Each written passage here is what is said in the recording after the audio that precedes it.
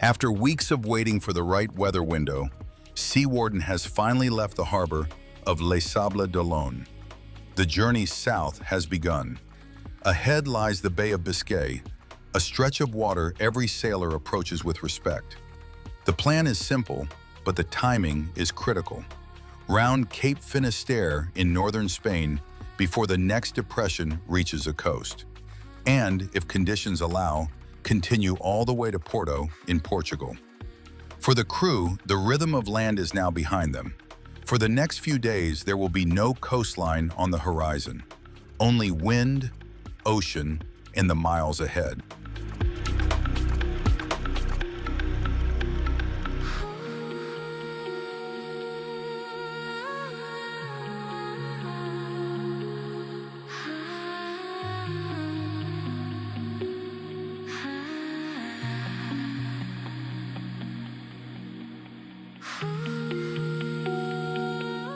The first nights were rough.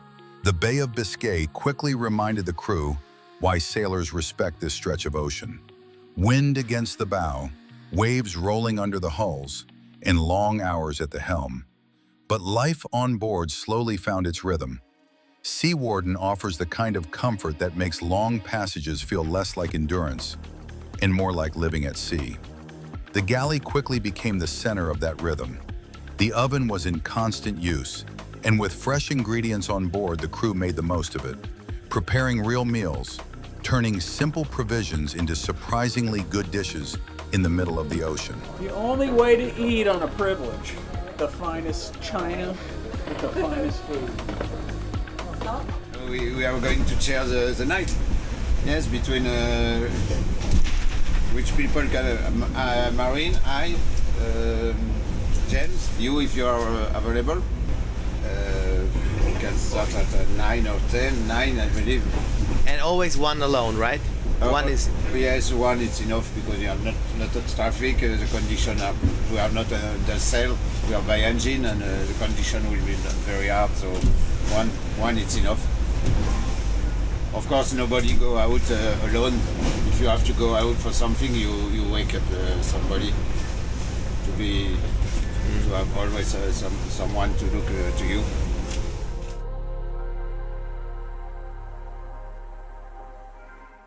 Quiet hours at the helm. Moments alone on deck, surrounded by nothing but water and sky, and sunsets that mark the end of another long day offshore. Yet sailing against the wind comes at a cost. For much of the passage, the engines had to run. Fuel became part of the equation. Sea Warden carries 2 main tanks, 400 liters each. For the crossing, James and Laurie added 2 additional reserve tanks. Using a portable pump, fuel could be transferred to the main tanks while the boat was still underway. Pump some fuel out of these bags right into the tank. We burned about, I would say 60% of fuel, 50%. So we've been running pretty hard for almost 2 days now. So we're burning about 10 or 11 liters an hour because we're trying to hump our way across this Bay of Biscay.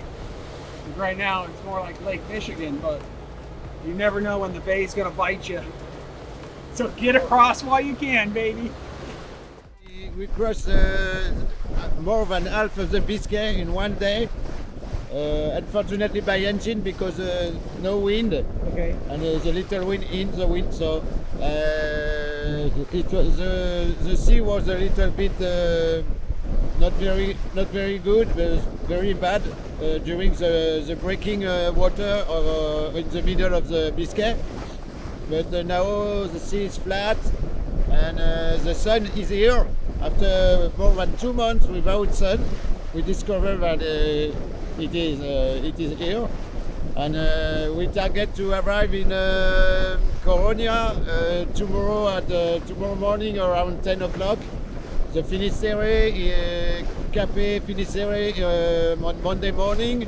And we target to arrive in Porto on Tuesday night at 1 o'clock. On the next depression will arrive on Tuesday morning. So you have to be, the depression arrived on the Capo Finisterre, so you have to be lower, and Porto is a protected stop. We are going to stop one day in Porto to let the depression go away, and after you start on again to Lanzarote.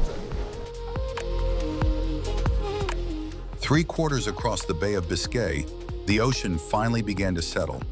The wind eased, the clouds opened, and then, for the first time in days, land appeared on the horizon, Spain.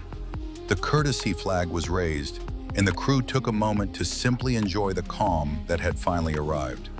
The timing was on their side.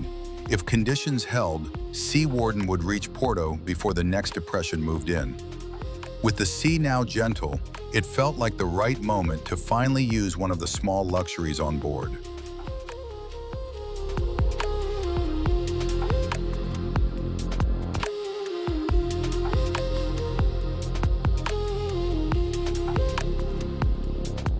Just in time, Sea Warden reaches the entrance of Porto.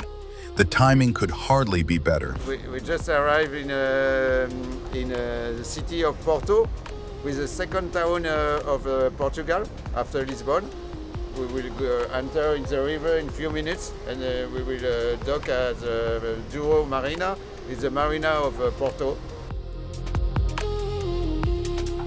As the catamaran approaches the harbor, the sky begins to glow in the colors of a perfect sunset. After days at sea, the calm water of the marina feels almost surreal. A marinero waits on the dock, ready to catch the lines, welcoming the crew after their crossing of the Bay of Biscay.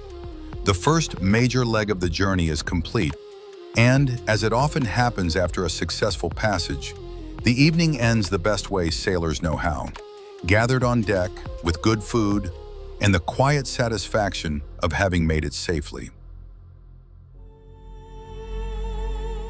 What the crew didn't know at that moment was that Porto would hold them for 3 more days. A powerful low-pressure system was already building in the Atlantic, sending waves toward the coast that would soon make the harbor entrance impossible to leave. In the final episode of this journey, Sea Warden will eventually depart Porto after a beautiful stay in the city and begin the last leg toward Lanzarote. But the Atlantic isn't finished yet. On the final night of the passage, another storm will catch up with Sea Warden, bringing the highest waves of the entire voyage and winds pushing close to 45 knots.